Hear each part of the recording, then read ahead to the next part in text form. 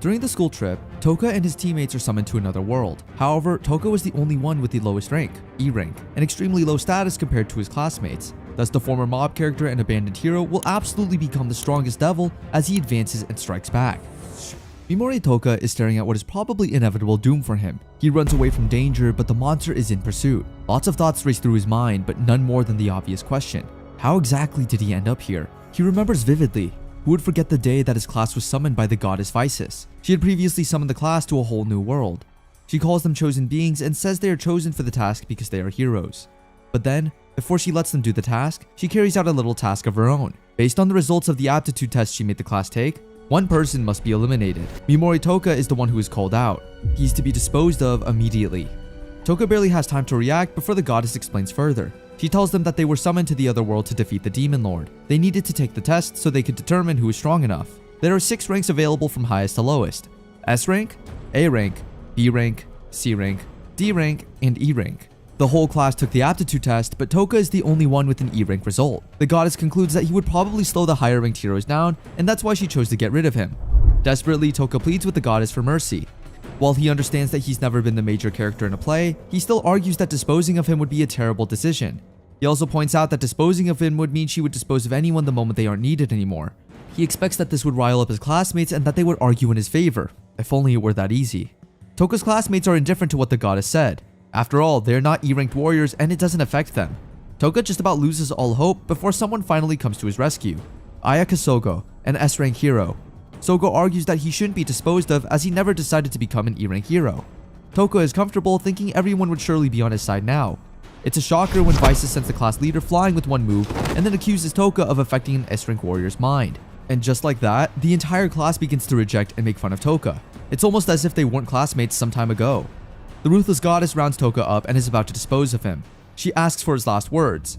Toka, after a moment of anguish, defiantly raises his middle finger at the goddess, and so she disposes of him. Sometime later, Toka wakes up in what seems like a cave. He's still alive but is confused about what to do. Then he recalls the goddess talking about skills. She mentioned that everyone was given skills the moment they came in. He opens the status window to check his skills. Unfortunately, he doesn't realize the danger just behind him. When he sees the monster, he immediately runs as fast as his legs can allow. The initial plan is to locate others that were disposed of and form a group with them. He gives up on his plans when he notices the skeletons lying around. So he was put here to die? He checks the status window to see if any skill can save him from death. His current skills are sleep, paralysis, and poison. These are all level 1 skills, no wonder he was thrown away. As the monster approaches, he looks away and attempts a last gasp attack, using paralysis. It works as the monster is rooted to the spot. His skills don't seem so bad now. He even uses poison, which also works on the monster. After 1 hour under the poison, the monster dies. Taking the skeleton's coat, Toka decides to get stronger and explore this new world. After all, he has a point to prove and a certain goddess to take revenge on. Time passes and the revenge-seeking Toka finally starts to get the hang of the labyrinth. With his paralysis skill, he doesn't even have to come up close to the enemy. The only problem is that when they attack in numbers. Whether in singles or multiples though, Toka manages to defeat every monster that crosses his path. As for his abilities, he has successfully analyzed each of them and found a few things. Paralysis and sleep only last 1 hour, poison lasts till death, and the range of using these abilities is as long as 20 meters. He remembers the stats and realizes that he's leveled up.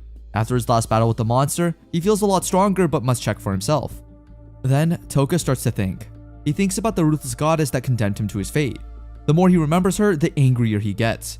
Even further down his train of thought, he remembers his parents and how badly they treated him. The neighbors couldn't even help him because his parents always seemed to be lurking around. Come to think of it, this isn't his first experience with hell. His entire life has been hell. Toka shrugs it off and is drawn back to reality. He realizes that his paralysis effect is running out of time. Then he has an idea. What if one combines sleep, paralysis, and poison effects? He decides to test it out and it works. This means he can now just stand still and finish off his enemies. As long as they are within his range, with his recent discovery, all the monsters start to look like bonus experience points. His parents, Visis. Toka can't stop thinking about people who don't deserve to live. Since they tried so hard to kill him, he resolves to train harder until he's faster and stronger. He checks the status window after it notifies him that he has leveled up. Looks like his skills are up to level 2 now. Toka ventures deeper into the labyrinth, also called the Ruins of Disposal. He stumbles across a big book which he glances through. Something captures his interest there. It's a page that says, "Beware of the Soul Eater." Could that be some sort of monster? Even without that page, the book seems so beneficial that Toka decides to take it. He asks for permission from the old sage, who would have replied if skeletons could talk, or were alive at least. While looking for the exit of the labyrinth, he finds a safe room. It doesn't feel comfortable, but he has no choice. He needs a way out as soon as possible, and he's also running low on food. This place looks like a man-made design structure, unlike the rest of the ruins. Toko wonders just how much time must have passed on the outside. He wouldn't have survived without his skills, no doubt about that. His skills keep growing day by day, and the more they grow, the more the things they can do increase. For example, his sleep paralysis and poison skills can now be used to target multiple opponents at once. As long as he can visualize opponents, he can use his skills on them. The only problem is when they attack through his blind spot. Then again, his instincts seem to be heightened after facing opponents that attack blind spots. Speaking of heightened senses, it was all he could do to dodge an incoming sting from a giant monster scorpion-like tail. It's not just a giant, it's also an undead with rotting flesh. Would his skills even work against this monster? Only one way to find out. It's almost as if he's enjoying this. Meanwhile, outside the ruins, there's one person in particular who misses Toka. Kashima Kobato remembers their good times. She remembers they once took a stray cat to see the vet. Here she confessed to being a weak coward, and Toka cheers her up, saying that being a weak, kind person is much better than being a scary maniac. Kobato is rudely interrupted by Ikasaba Asagi and what looks like her gang. Asagi tells them that S and A ranked heroes can do whatever they want. She suggests that the rest of the class form groups to increase their chances of survival. Of course, she doesn't fancy D-ranked Kashima that much. She just needs her beautiful body to attract boys that would protect them. Quite the plan, I must say. Asagi reveals that she's not trusting the goddess to send them back home. After all, the goddess selfishly abducted the kids without prior notice. She leaves Kashima alone to ponder about Toka, and whether she needs to stop being such a kind coward. Meanwhile, Toka is reading the sage's book back at the ruins. He learns that his name was Angelin Birthrad. He was called the Great Sage by some and Dark Hero by others. He was sent to the ruins because he had become an eyesore to the ruthless Vices. That means that the labyrinth isn't a place to dispose of E-ranks, but also to dispose of those who inconvenience her. This lady is pure evil according to Toka. He sets back out, remembering he always wanted to be a kind person. Yet here he is, killing so many monsters and not caring. He sees a door and concludes that an exit should be close by. He manages to find an exit, but just in front of it is a gigantic head that looks asleep. Toka has played enough games to know that this is usually a trap. He reads the statue's skill, something he learned he could do recently, and found out that it's a very powerful one. So he decides to attack from distance with paralysis. Before he can call out the move, the statue sends a beam that he barely dodges. Wait a minute, this guy is no ordinary statue. He's the Soul Eater. Toka hides in the corner to analyze the situation. Every time he's tried to use his skill, the Soul Eater used his beam first. It's almost as if his moves are being predicted. For sure, the Soul Eater must be the boss of the labyrinth. Since he can't use skills without talking, he contemplates going back and getting stronger first. But that would be difficult because he already wiped out most of the monsters there. Toka briefly contemplates giving up, but immediately he thinks of the ruthless goddess and he changes his mind. The Soul Eater is releasing something that looks like slime from his mouth. Wait a minute, the slime is taking shape. It transforms into all of the victims of the goddess and the Soul Eater. Now that's just emotionally sick. The Soul Eater seems to be enjoying Toka's look of horror as the man looks beaten already. Toka paralyzes them, but he refuses to do any more than that because they're his fellow victims. The slime humans slowly break out of the paralysis and approach the horrified Toka. Toka calls out for help, and as a means of taunting him, the Soul Eater glides toward him, unguarded. Big mistake. Immediately he sees an opening, and Toka paralyzes the Soul Eater and all the slime humans. All his act was a charade, and the cocky Soul Eater fell for it. Toka is far from being broken, and he proves it by releasing poison to the horror of the Soul Eater. It struggles to set itself free from paralysis, but is only exposing itself to extra damage. Toka stays to see the end of it. Once paralysis is about to end, he uses the sleeping skill, just to make sure the Soul Eater stays put. Finally, the system notifies him that he's leveled up. This must mean the Soul Eater is dead. Toka looks on in pity at the entrapped souls he must have hit. Something amazing then happens. The Soul Eater opens its mouth and releases all the entrapped souls. The souls thank Toka for defeating the Soul Eater and other monsters that killed them. He even sees the soul who owned the coat he's currently wearing. He offers Toka some gems which he hid before his death. Toka looks further and sees a man whom he recognizes as Anglin, the Great Sage. He doesn't hear what Anglin tries to say for some reason. Then the souls come together and fade away. They leave with one plea. Please, defeat the goddess. He's not under obligation to grant that plea, but he was going to try anyway. Finally, Toka steps out of the labyrinth and into the sunlight. It's a nostalgic feeling. On that day, a piece of information was spread throughout the continent. In the far northern reaches, home to countless demons, the Great Demon Emperor's armies had begun their march to the south. The cornerstone of the north, the kingdom of Magnar's pride, the great fortress Nightwall has fallen. Each country was forced to plan their countermeasures, and the kingdom of Alien, headed by the goddess Vices, was no exception. A battle is set to begin, and it's made up of rulers, conquerors, fugitives, avengers, and also pawns, just like the ones gathered by the goddess Vices. In the forest, there's a high-speed foot chase going on. A strange woman runs from a group of men. Even with her fast legs, they manage to catch up with her. No surprise there. They are direct descendants of the heroes of old after all. It's a group of 4 that any mercenary would know, the White Walkers. There's Salash Finebird, called the Fang, Asura, called the Demonic Heavenly Body, Jiobane Sengai, called the Overwhelming Force, and Magat's Bradinus, called the Sword God. The strange runner knows she can't avoid the group for long, so she decides to face them. She invokes the regalia of the spirits, Sylphixia, Feral Benga, and Willow Zega. Armed with the spirits, she is ready to face them. She deduces that their mission is to bring her in alive, especially since they haven't hit any critical points and are holding back. Her stamina is quickly depleting, so she needs to end the battle as soon as possible. She amplifies her 5 senses but immediately starts to feel a strong sense of death. The pressure is too overwhelming and she can't keep up with it. Is this the end of our strange runner? Meanwhile, Toka is in the forest. He reads the book that Anglin left behind, the Encyclopedia on the Forbidden Arts. He already learned a lot from the book. For example, Goddess Vices has a passive skill, the Goddess Disenchantment, which creates a barrier around her that deflects all status ailments without fail. Unfortunately, this means that revenge would be even more difficult than he originally thought. It doesn't put him off though. Another thing he learned is that the success rate of status ailment skills in this world are extremely low, which is probably why the goddess tried to dispose of him. But then why do his skills work every time? What if rank E stands for extra? Maybe he was given those extra gifts because he was chosen. At this point, it's the only theory that makes sense to him. Lastly, in the encyclopedia, there's a scroll titled Spellbook of Incantation, but he can't understand the language. When his class came in, the goddess said that all characters are automatically transformed into Japanese. This must mean that she can't translate this book either. The special book is in the hands of the extra rank man. No, it could just be a coincidence. He then gets up to leave. He has all the time in the world to solve this after all. He doesn't take too many steps before he hears a noise and looks back. It's a group of 5 slimes gathered against just one. How unfair. He remembers that he's yet to check his new skill since defeating the Soul Eater. He checks and sees that part of it is the non-lethal poison release. There's also a partial paralysis release. This would be beneficial if he's fighting to torture and not kill. To test out his new skill set, he uses the fighting slimes as his guinea pig. He activates the non-lethal poison option and they are in serious pain but don't die. Good. He finally deactivates it and the slimes run off. Well, all but one. The slime he saved pulls his shirt to be seen. Pete, it says. He translated it to mean thank you. He sets back out, but the slime holds on to him. Looks like he's just found a companion. Since the little monster doesn't exhibit bloodlust, he allows it to stay. It smartly wraps itself around him like a belt, since monsters can't be brought to town. Monsters have a detection skill. Maybe this relationship could prove beneficial. He calls it Piggymaru because of the sound it makes. The new companion barely takes a couple of steps together when Piggy pulls him back, and just in time. He barely escapes a dagger thrown at him by a strange man. No, it's a group of people. 4 to be precise. Toka isn't whom the White Walkers seek, but they're ready to kill the strange boy in the woods. After all, he might be an accomplice to their target.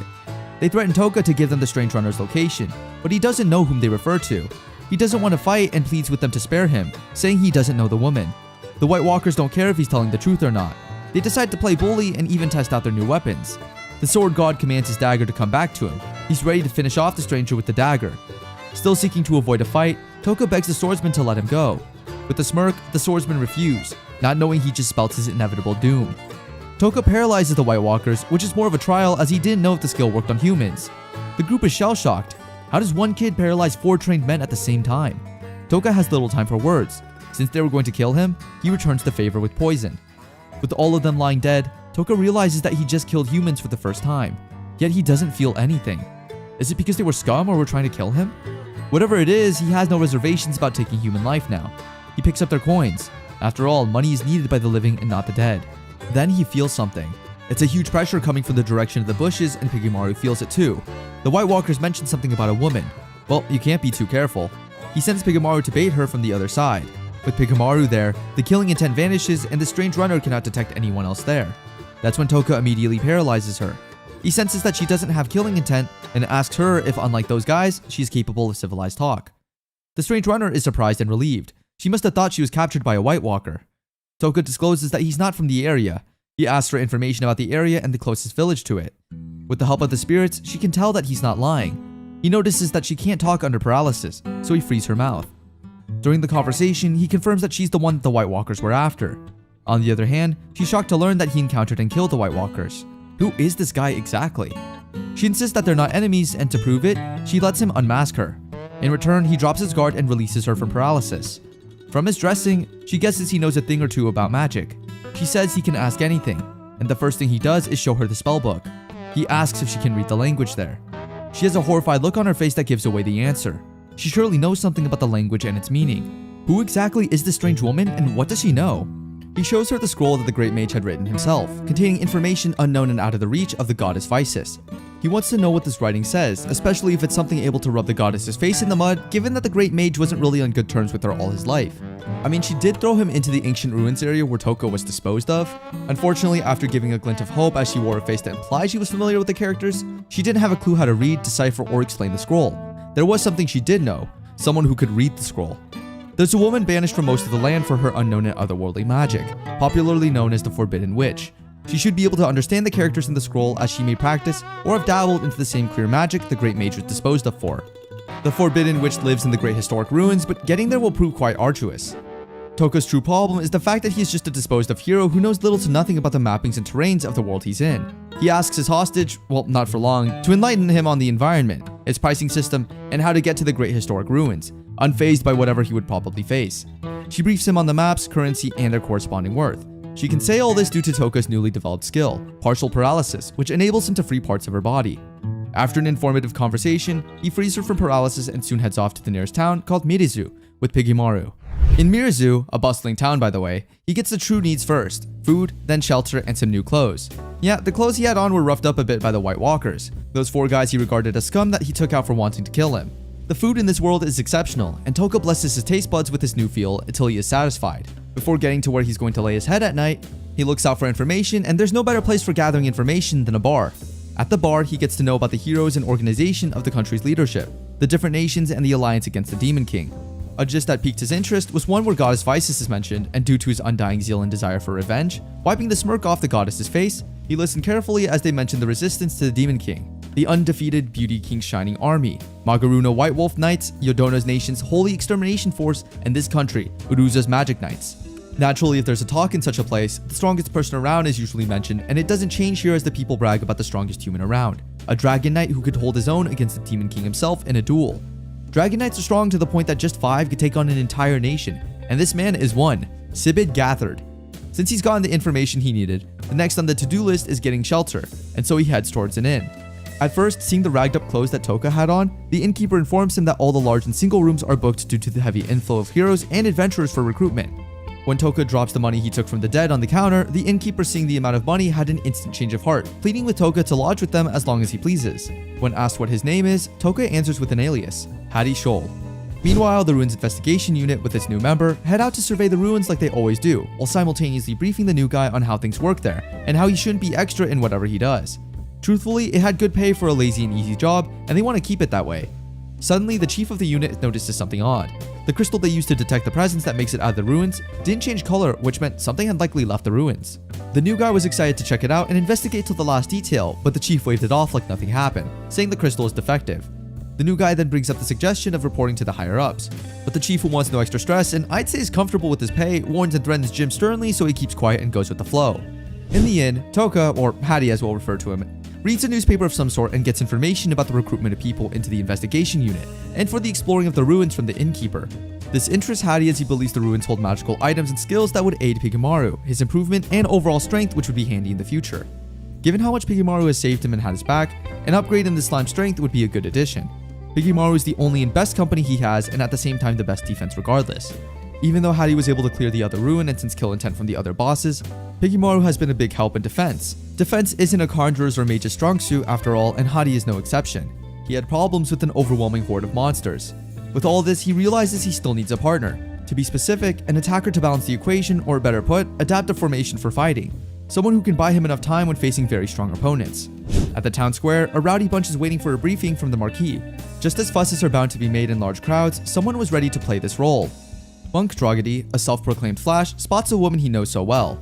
Asarasu Ashrin, a Valkyrie, a warrior elf, who is general of a fallen nation and is now in hiding. It was the woman Hattie, or Toka, saw in the forest that was pursued by the White Walkers.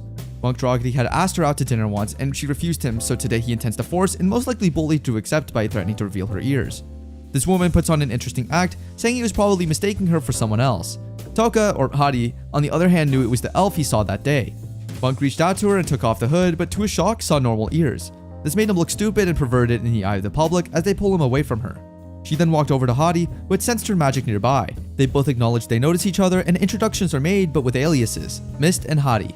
Hadi tells her it's a fake name, but real names don't matter, which she agrees, glad that he's well-mannered. The Marquis, Great Harkley, finally announces the recruitment, its objectives, and rewards. He's willing to buy any treasure brought from the ruins at a seller's bargain price and at the value the adventurer is comfortable with. The main objective for this exploration is the retrieval of the Dragon Eye Sake Cup, and Great Harkley is ready to give 300 gold coins to whoever gets it.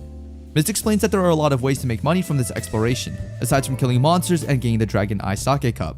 Rewards could be earned from maps, outlines of the areas, and information about monsters in the ruins. Most important of all, the Marquis has a hidden goal, one he wants to use effectively.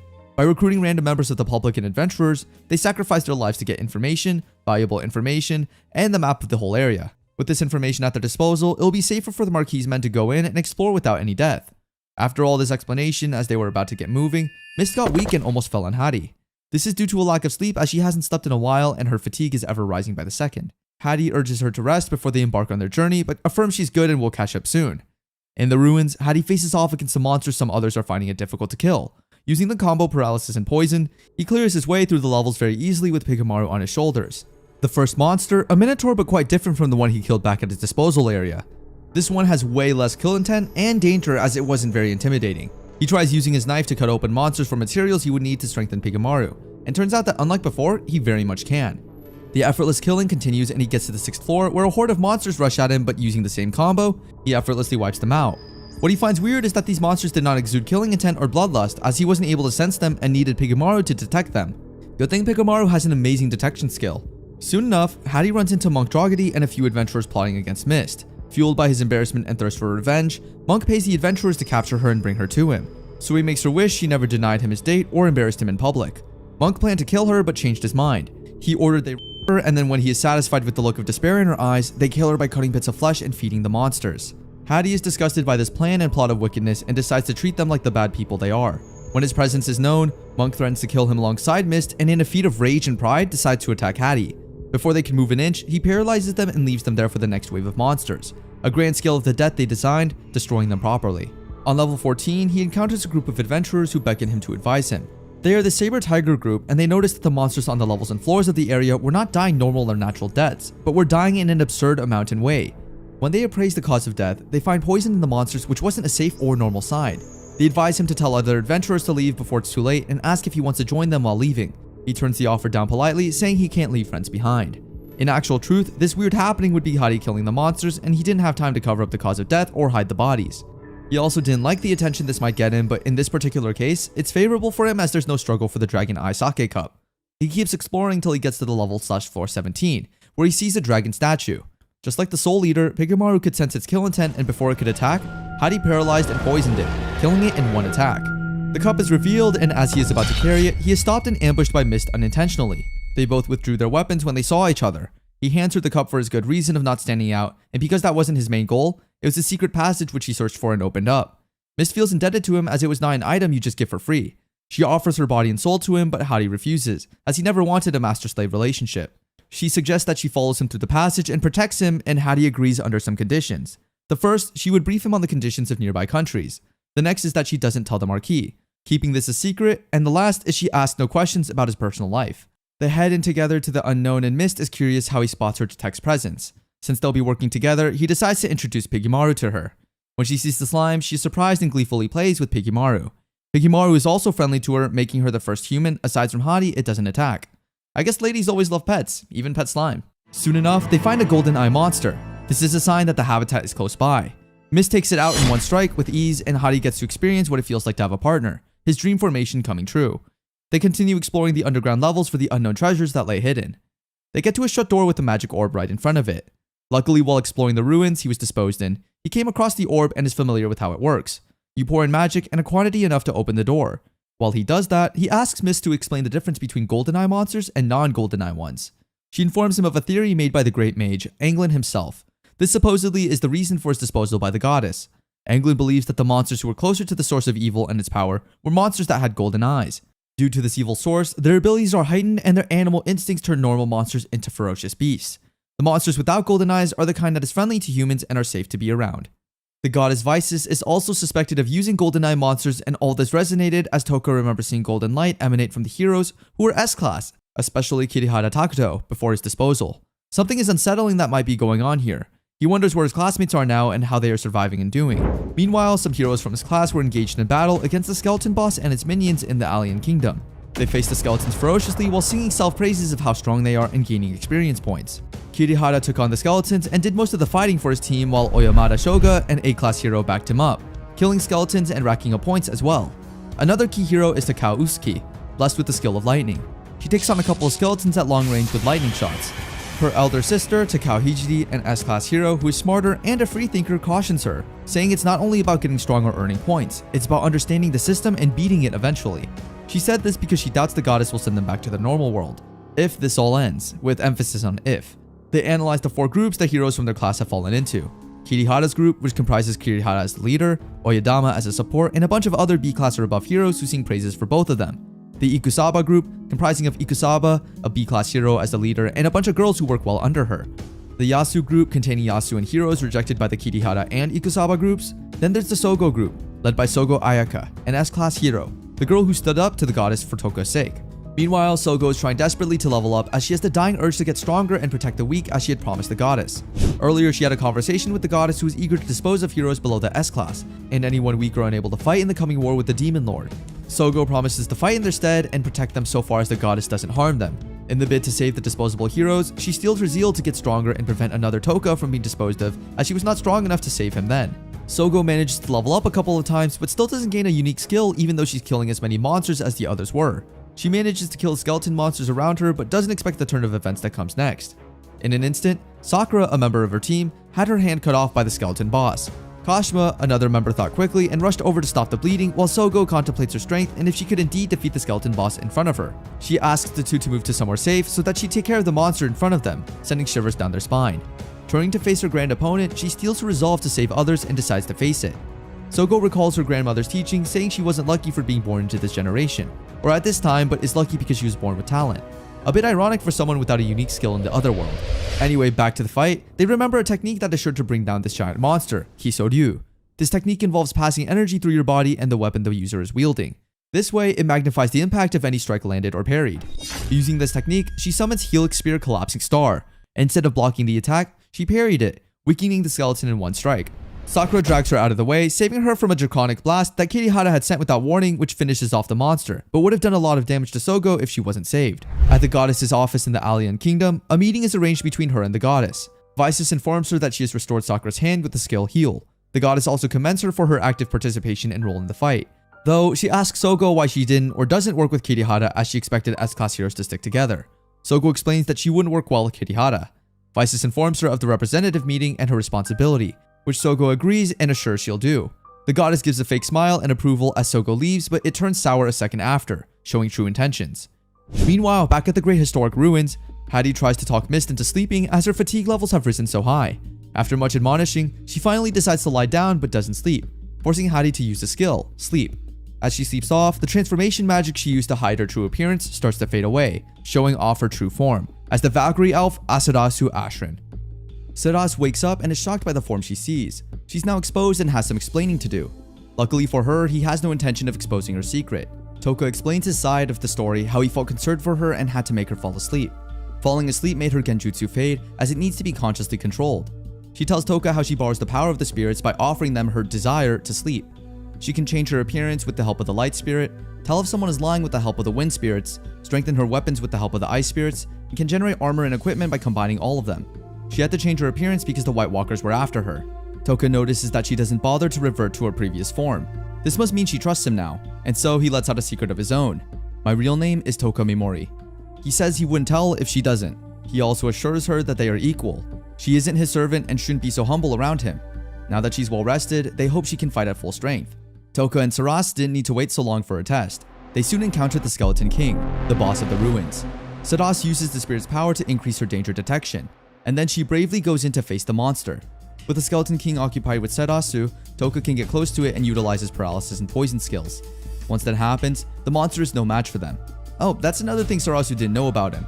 He asks her not to tell anyone about his unique skills. With the Skeleton King dealt with, Toka can get what he came for. a powder of silver bones to help Piggymaru level up.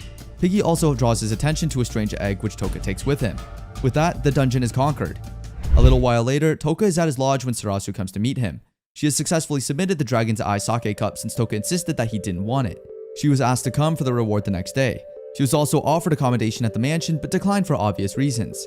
Speaking of accommodation, Toka has a surprise for her. He got an extra room for Sarasu so she can sleep well. She wants to reject it but is tempted by the idea of a good shower after a long day. Sometime later, Sarasu is taking advantage of the accommodation by using the showers. Elves don't have strong body odor, but this is still helpful. She thinks back to her time in the Nea Holy Kingdom. She was so beautiful and every man desired her. That's not something she liked, so she never truly interacted with men. She thinks back to what prompted her to leave the kingdom. The princess, Cattleya, asked her to leave the kingdom because she cannot protect her any longer. For someone that is the captain of the Holy Knights, she should be the one giving protection. But the princess tells her that the Bakosu kingdom will conquer the country soon. Then she wouldn't be able to protect Sarasu from the men desiring her beauty. Now under her bed covers, Sarasu can't help but think about the similarities between Cattleya and Toka. They are completely different people, but something about them feels so similar. Since she escorted him to the dungeon, Toka offers to reward Sarasu. It's a stone of high value, or at least he thinks so. Sarasu recognizes it to be an Azure Dragon stone, with an even higher value than the Dragon's Eye sake cup. She refuses to accept the reward because of its high value. In reality, Toka got the stone from the victims in the abandoned historic ruins. An Azure Dragon stone is produced by an Azure Dragon, which is a legendary creature of frightening strength level. A little while later, Sarasu leaves to collect her reward for the cup. The companions agree to meet up by 1 o'clock, as she should be done collecting the reward by then. She leaves for Marquis' mansion while he sets out to do his task. Using the materials gotten from the Skeleton King, he seeks to formulate an enhancement drug for Piggymaru. After a little while of mixing and preparing, the drug is ready for testing. Piggy reacts so violently to the drug being given that it damages most of the room they stay in. Toka can only get off the house owner's back when he promises to pay for damages. On the bright side, the experiment is a success according to the book. All that remains is a battlefield test. It's well past the agreed time for Sarasu's return, and Toka starts to get worried. Did something happen to her? Has she taken advantage of his kindness and now left him? Both he and Piggy cast that thought aside almost immediately. Then again, he gave her the Azure Dragon stone in the morning. She claimed to know how to convert the stone to money. Maybe she selfishly wants it all to herself. He sets out to begin his investigation. Before he leaves, he overhears people discussing the woman who found the Dragon's Eye sake cup. That's Sarasu. He eavesdrops on the conversation and finds out that her identity was truly exposed.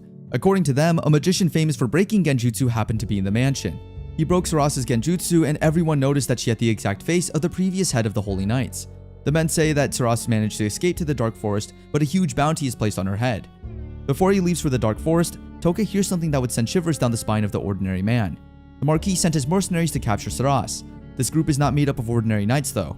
They're rumored to be the strongest knights in the world, the Black Dragon Knights. The Black Dragon Knights are said to be strong because of their abilities, but even more so because they are led by the man in the white armor, Isekai'd, the strongest human. As Sarasu Ashrin runs for her life in the Dark Forest, she can't believe her misfortune. A magician famous for breaking genjutsu just had to be at the mansion. She also thinks about Toka and Piggy and how they must think she betrayed their trust. But even more importantly, she has the Black Dragon Knights in hot pursuit. As expected from such a famous group, she can't shake them off. She has no choice but to face them. The Black Dragon Knights are the world's strongest knights. The ones who command the knights are the mighty 5 Dragon Warriors. Together with the 5 Dragon Warriors, the Hero Slayers are very popular throughout the mainland, but there's one who stands above them all. He makes the Black Dragon Knights the strongest in the world. He isn't an illegitimate child of the gods. He isn't one of the heroic blood's lineage, nor is he a hero from another world. He is simply a human being who has reached the top and become the strongest. He's rumored to be as strong as an entire country's military force. He is humanity's strongest, Isekai'd. The Black Dragon Knights are split into different teams while searching for Sarasu. Team Oben spots their target in the forest. They have orders to kill her, but Sivit is intrigued by how strong she could be. Meanwhile, Sarasu can sense that she's being watched. Even if she manages to defeat the rest, she knows that she is no match for Sivit and that makes her tremble. But she doesn't give up. With her sword, she brings down 1 knight and then 2. She is a little worn out, so she doesn't sense an incoming knight in time. She can't dodge the attack, but manages to block it and prevent a critical hit. This knight is Kizun, one of the 5 Dragon Warriors and the vice captain of Team Oben. Kizun would be beatable on a normal day, but Sarasu is unable to use the light spirit power for now, due to the genjutsu being forcefully broken. This means that her weapon and energy level are much lower than normal. As a result, Kizun toys with her in the fight and is finished in no time. With the beautiful warrior helplessly tied to the ground, Kizun cannot control his lustful desires and attempts to forcefully lay with her. Already weakened to her bones, Sarasu battles in vain to save her dignity, but Kizun overpowers her. All hope is nearly lost, but someone from the bushes suddenly paralyzes Kizun. It's way past the time we promised to meet, he says. Thankfully, he made it just in time. Toka frees Saras, who is thankful but even more worried. He knows that these are the Dragon Knights of the Bakuosu Kingdom, and he knows just how dangerous they are. Why did he come here? Toka combines Kizun's paralysis with non-lethal poisoning and then responds to Saras. He tells her about how the news of her near capture and escape spread all over town, and how he had to rescue her since she didn't betray him. But rescuing her means that he'd also be chased by the Dragon Knights, so she insists that he saves himself and leaves. Toka has an idea. Saras could change to a completely different face with her genjutsu. Nice idea, Smarty, if only she didn't think of it herself. Oh wait, she did. She tells him about not being able to use the genjutsu for now, since it was thrown into confusion by the genjutsu breaking magician. Saras returns the Azure Dragon Stone to Toka, as she can't be his bodyguard anymore. Toka confesses that it's a lot of trouble. The warrior elf directs him to places where he could hire mercenaries as guards. She even offers to teach him how to convert the Dragon Stone to money. With a smirk on his face, Toka refuses the offer. By a whole lot of trouble, he meant that getting a better bodyguard is a whole lot of trouble. He insists to stay with her. Toka suggests that she negotiates and hides with the Witch of Taboos. It makes perfect sense since the witch's location is not even on the map. It also makes a lot of sense from Toka's perspective. If he needs to negotiate with the witch, Saras's wind spirit could discern if he's being lied to. He also brings up the monster area as a possible hiding place. Since all these places are more convenient than facing the Black Dragon Knights, they decide to continue their companionship. Saras is blown away by how kind and selfless Toka is to her. He says she reminds him of his aunt, who together with his uncle took care of him after his parents abandoned him. Abandoning her right now would feel very much like abandoning his aunt when she needs him. There's no way he could do that. They remember that Kizun and his Black Dragon are still under attack from Toka's poison. The Black Dragon is dead, but thanks to the non-lethal option, Kizun is only in severe pain. Toka uses the opportunity to get more information from him. The search for information goes both ways. During the conversation, Toka reveals that he killed Kizun's Oben teammates while coming. Kizun refuses to believe, but the evidence is right there in its full misery. Even with this knowledge, the knight remains cocky. He riles Saras up by telling her about the women of the country and what he did with them. Kizun tries his best to pass the endurance test, but it's a lasting one. Finally, he gives up and is ready to talk. He barely says anything when a spear divides him into two from the waist below. Toka realizes that the attack came from a long distance, even farther than his skill range. That's the reason he didn't sense the attack. Crap, it's him, Civic Gatland. King Ortora Stramius is the Holy King of the Holy Nea Kingdom. As has been the pattern in recent times, the king wakes up from a nightmare, and it's about the same person, Saras Ashran.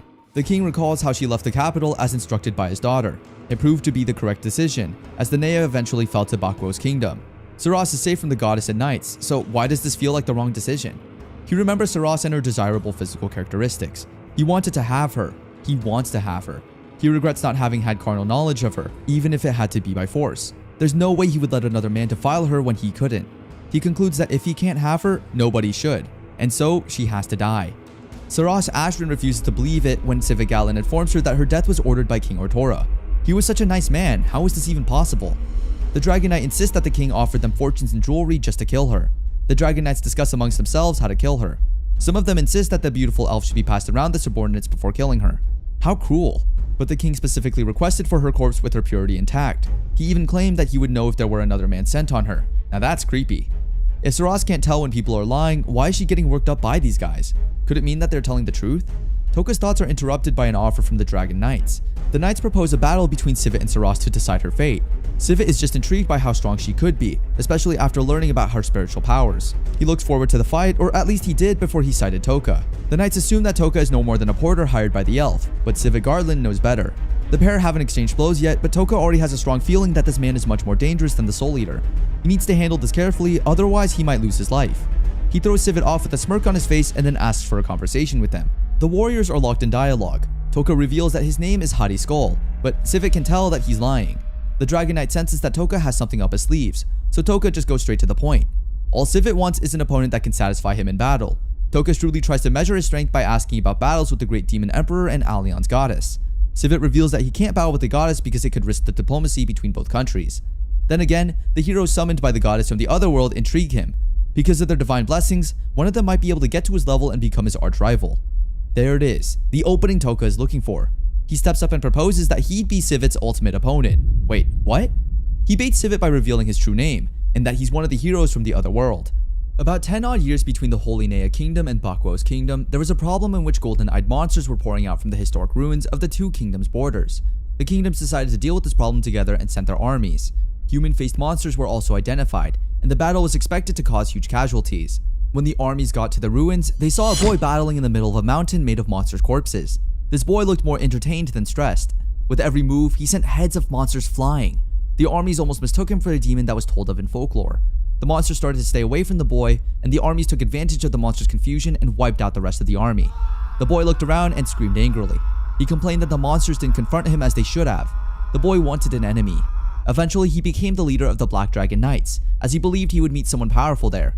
He is the strongest abnormality of the human race. He is Isekai'd Gartland. Isekai'd is surprised that Toka is a hero from another world, as is Saras. Isekai'd cannot help but smile. After all, he might have finally found his match. Then again, what is a hero doing in this location? Toka recalls that Isekai'd can see through his lies, so he must be really smart about his response. Toka responds that he has a special situation and acts differently because of the goddess. He's not lying. Isekai'd can tell. Isekai'd questions him further, asking whether he received special orders from the goddess to act separately from other heroes. He replies that he's of a special rank, which is why he's allowed to act separately. Again, he's not lying. The Black Dragon Knight can barely hide his excitement about possibly finding a hero specially recognized by the goddess. That's when Toka shows his cards. He asks for some time to get stronger before facing Isekai'd. At the moment, he's no match for Isekai'd, but if he's given some time, he promises to get stronger and kill Isekai'd. This man is really interesting. Isekai'd asks how he plans to get stronger, and he says that he's heading to the Golden Eyes monster area to level up. Isekai'd asks a few more questions, to which Toka smartly responds. Isekai'd is intrigued by the possibility. But what if Toka intends to run away? How would he find this interesting warrior? Well, he concludes that the goddess wouldn't let Toka go missing, especially as she recognized him as a special warrior. No need to fret. As for Toka, he has scores to settle with the goddess, so he'll surely be there. Isekai'd agrees to free the companions on these terms. His fellow knights are not happy with the decision, but can't do anything about it.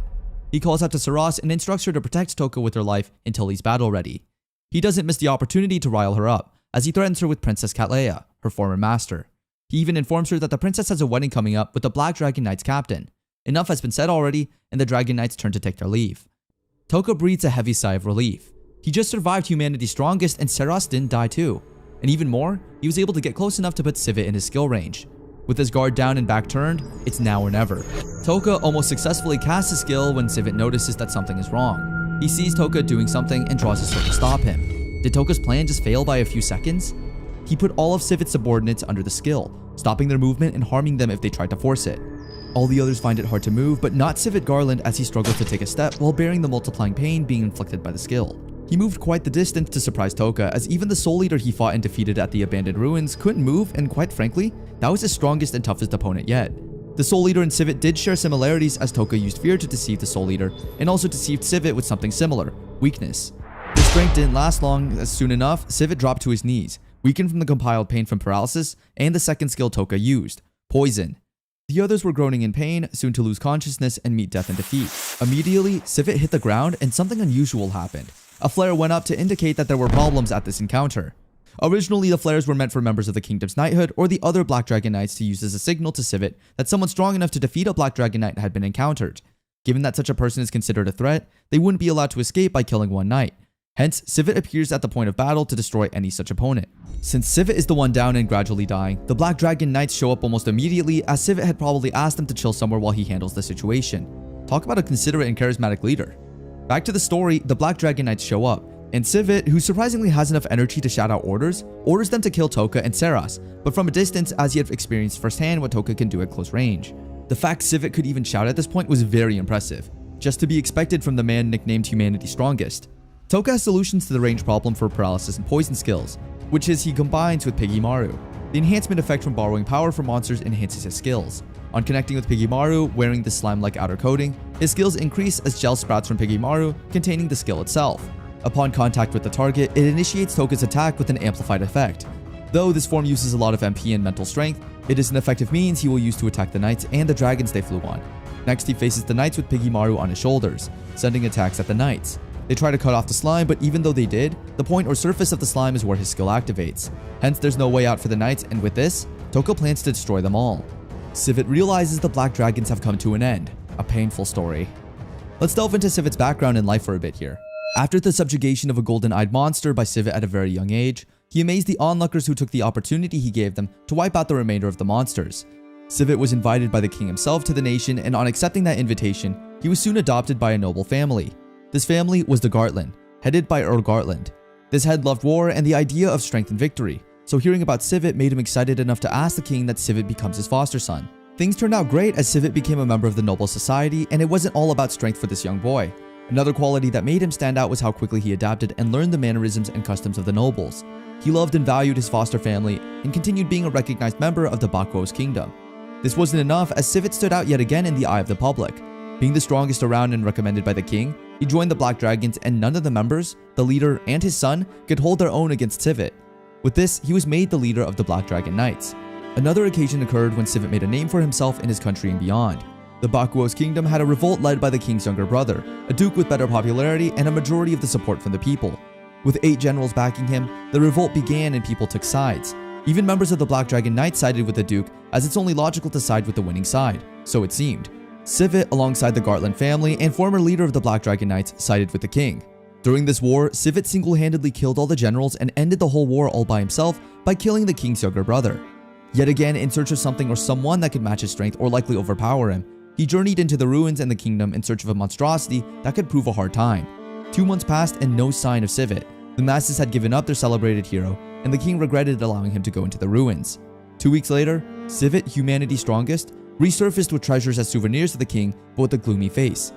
He had realized he was too strong and life and battle had gotten boring. As fate would have it, to aid his nefarious plans for the Black Dragon Knights, he unlocks a couple of new abnormal status skills that enable him to handle the knights in the cruelest way. The sleep skill increases to level 3 and new ones like Berserk, Dark, and Freeze. All skills that he would test out, excluding the last so it doesn't affect the combo skill of Paralysis and Poison.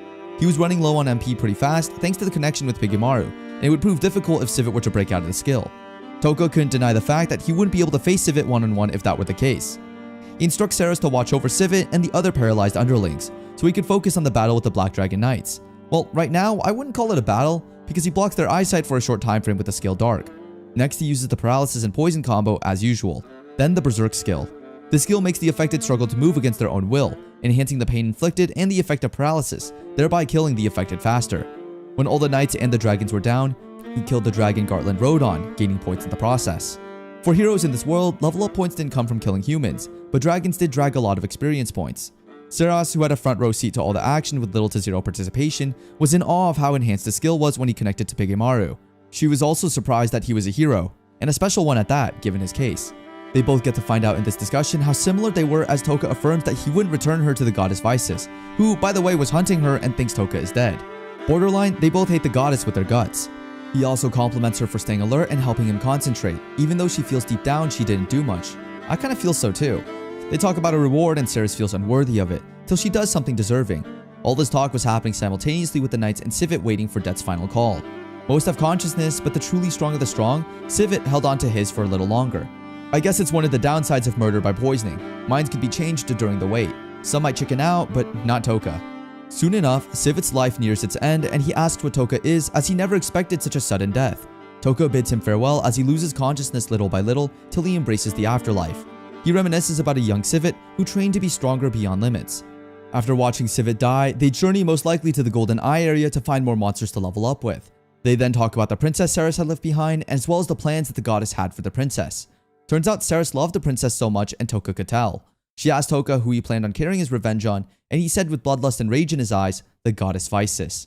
Meanwhile, in Albion at the ancient dragon ruins of the nation, the heroes have to face golden-eyed monsters to get more points and level up.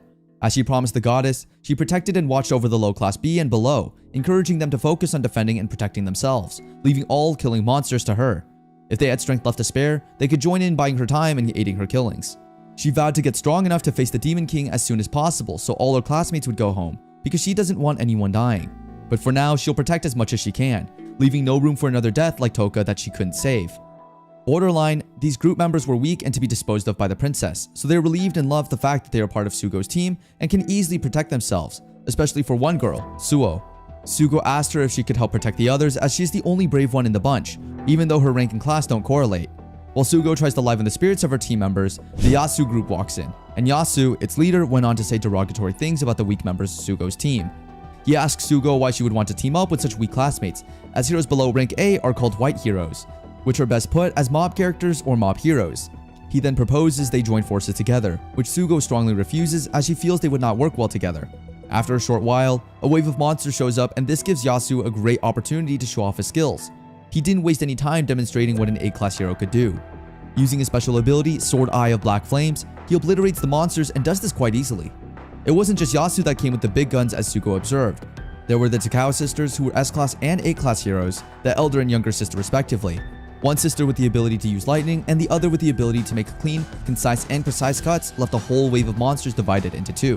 One section with charred monsters and the other with cleanly cut up monster corpses.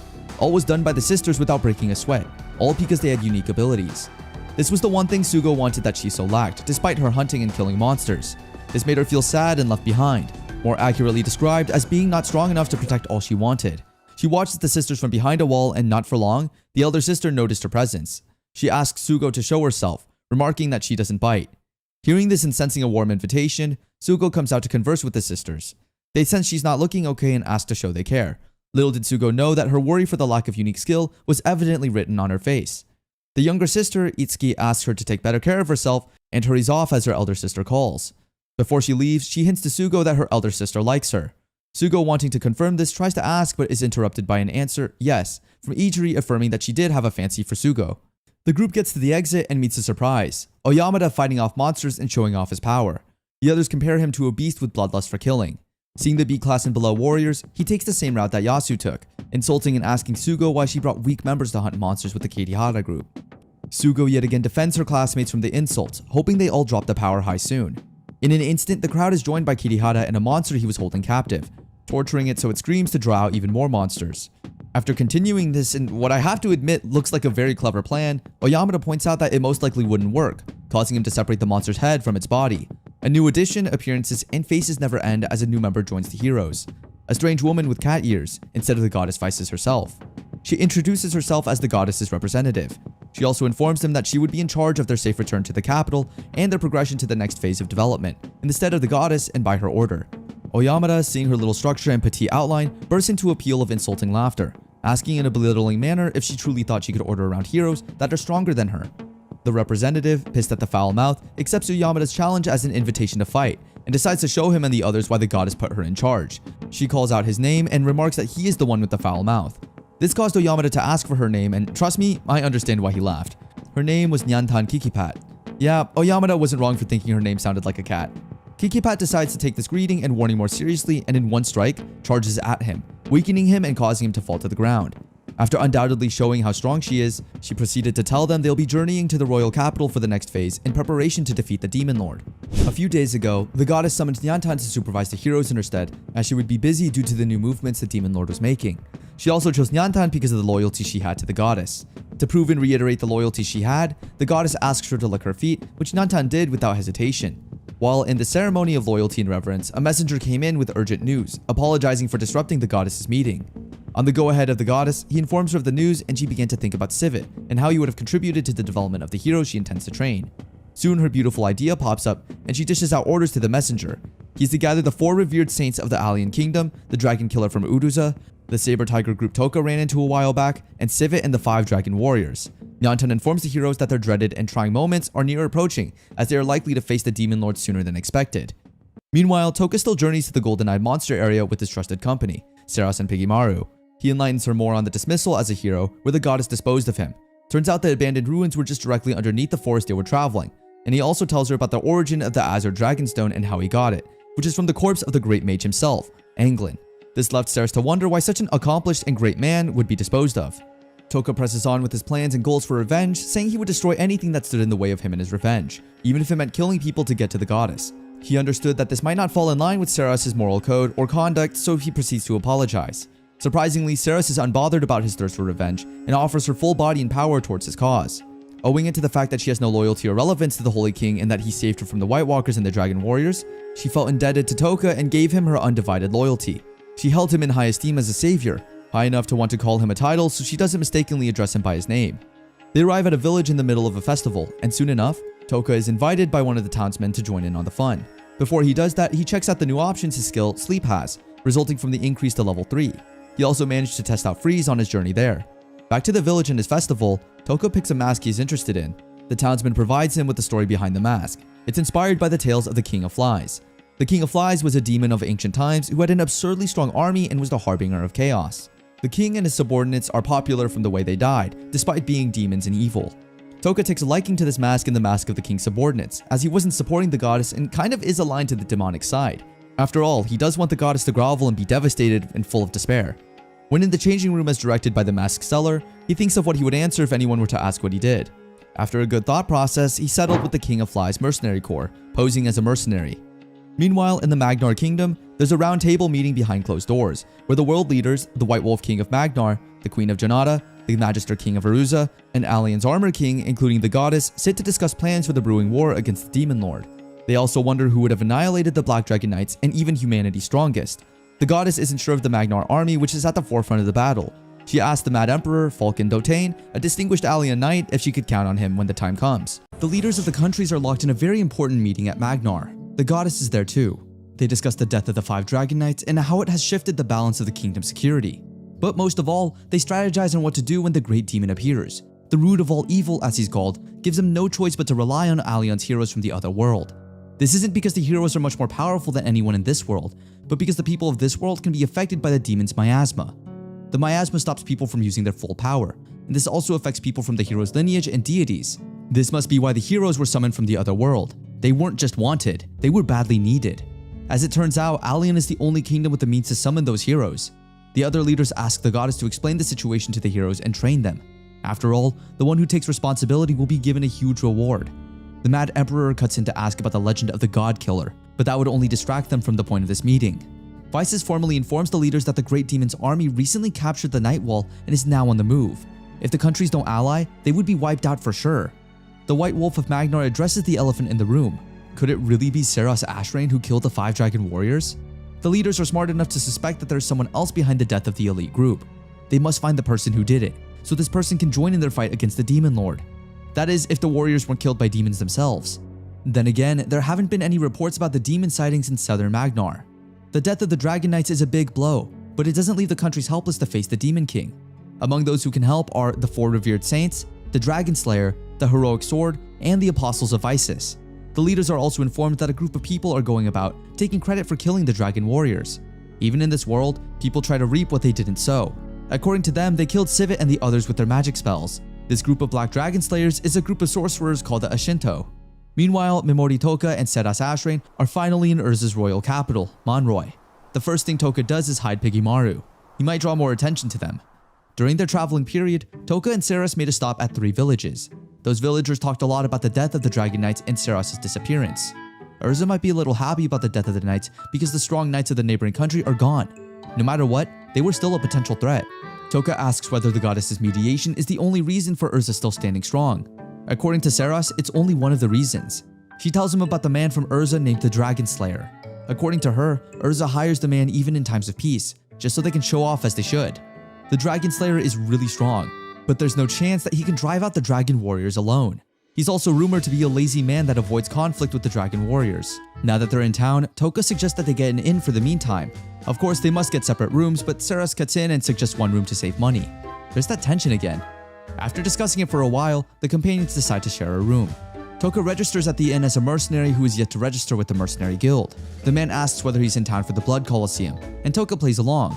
After all, he'd heard stories about the Colosseum from Seras. Blood Colosseum is an arena where mercenaries and slaves kill each other. It's a bit similar to the Colosseum back in ancient Rome. It's managed by 2 organizations, the Mercenary Guild and Urza's Duke. It started as a means to evaluate warriors who wanted to join the Mercenary Guild, but currently it's more of an entertainment sport. That being said, the traditions remain the same. There are rewards for winning battles. Lots of mercenaries enter it to earn money. Famous warriors would also earn their owners through money, so they aren't sold off to the Mercenary Guild and remain warriors in the Blood Colosseum. Seras Ashrain is really like an encyclopedia with her knowledge of this world. It's a good thing she's with Toka. She also tells him a thing or two about the Mercenary Guild, a reliable organization for mercenaries who travel to many countries. According to her, the Mercenary Guild together with the Magician Guild is very influential in every country. The Mercenary Guild also has something to do with the Mills Ruins exploration. Speaking of Mills Ruins, Toka wants to investigate the black egg he found in the ruins. But according to Seras, non-royal capital citizens need a permit to access the library. He decides to wait till they get to the Witch of Taboo's place. Later on, the companions head to the bar for something to eat, but they also intend to hear a little gossip. Again, the people talk about the Black Dragon Knight's annihilation. Oh, this one again?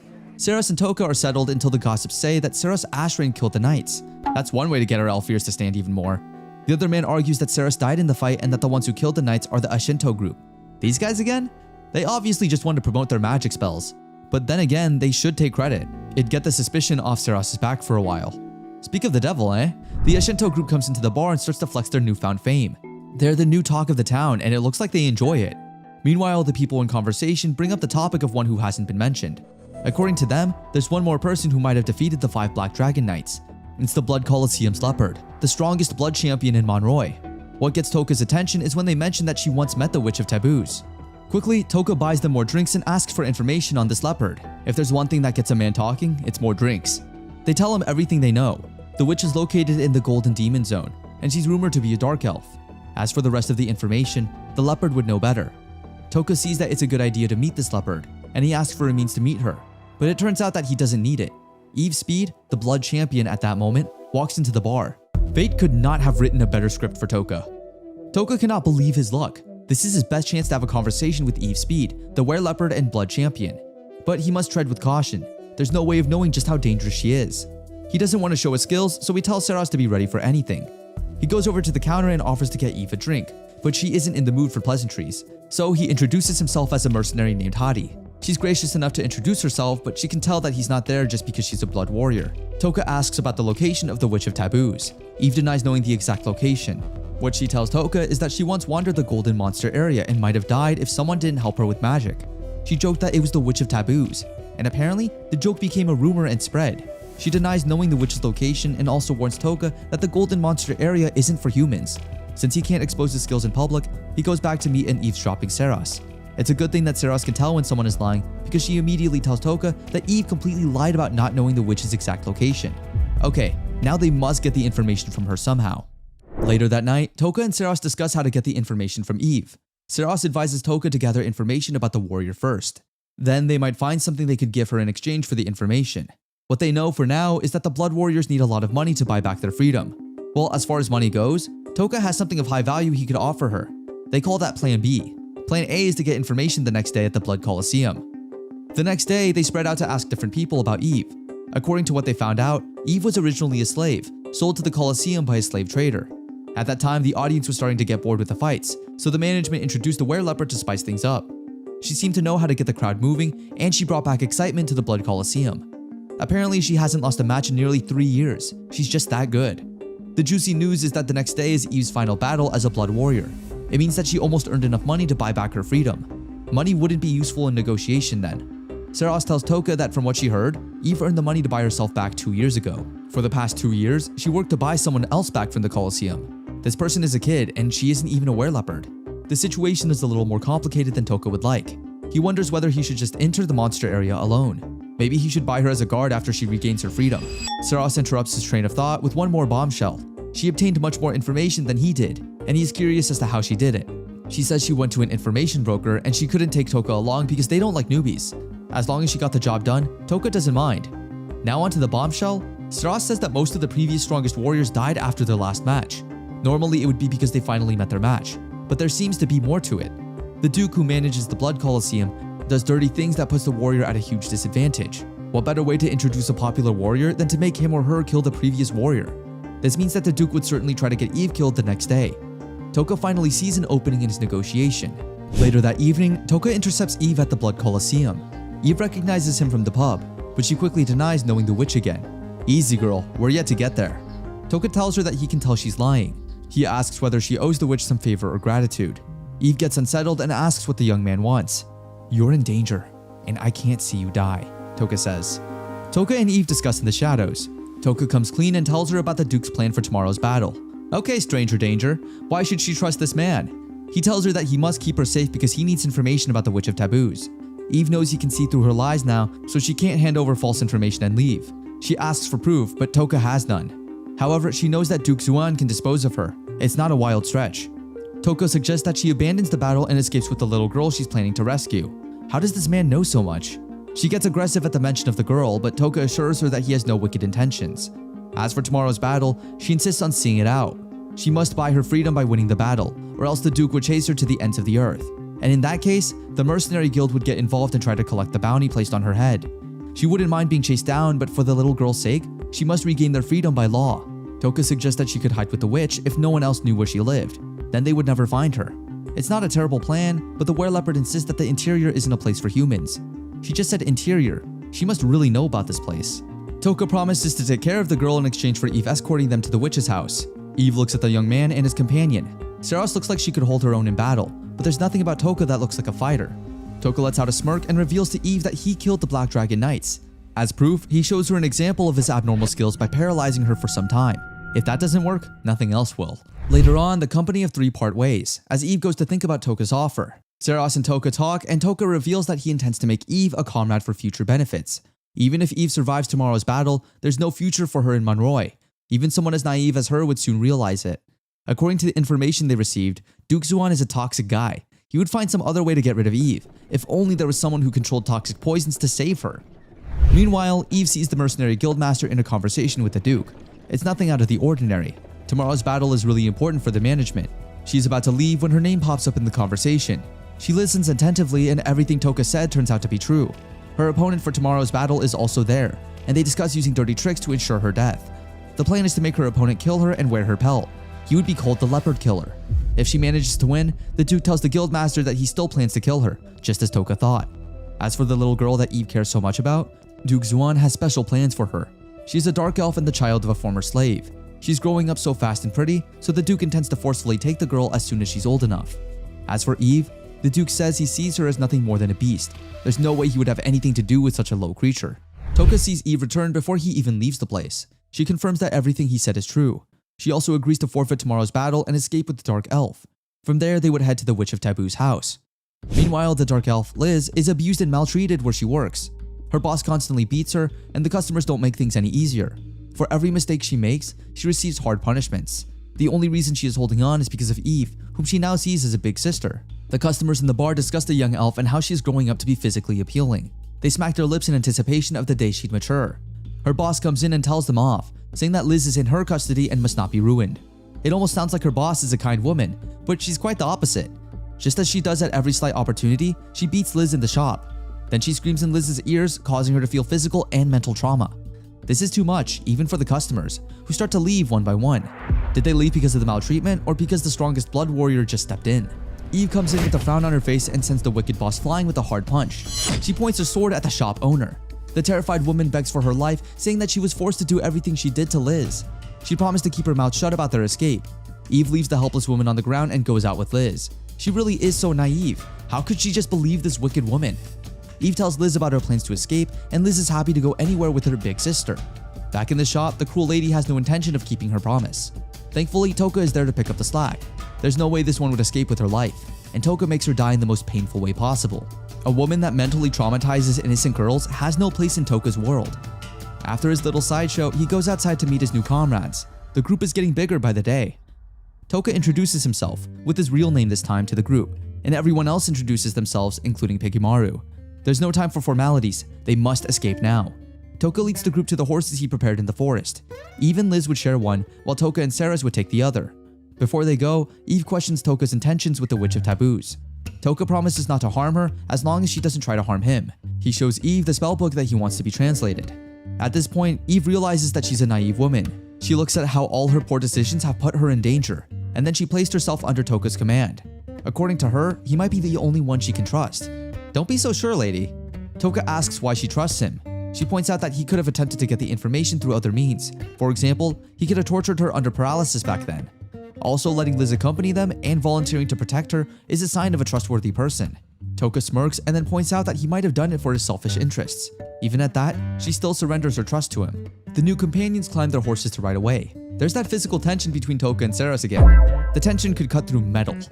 Saras informs the group that they're a day and a half away from the monster zone, but if they go around the anti-demon castle, it'd take half an extra day. She also mentions something about human-faced monsters that are very dangerous. It's a rare but recognized sighting. The reason it's so rare is probably because few people live to tell the story. The monsters are known to stay away from outside places. Toka thinks back to the Soul Eater. He must be one of the human-faced monsters. No wonder it's called a danger zone. Saras then asks why Toka really wants Eve on their team. He must be kind for making the sacrifice. Toka says he's not about the sacrifice. Eve's battle skills and monster area experience would be good for their team. But most importantly, seeing Eve and Liz on their side would help the witch listen to them. Just like the witch, Liz is a dark elf and they just rescued her. That must leave a good impression. Saros is impressed. That's really smart from Toka.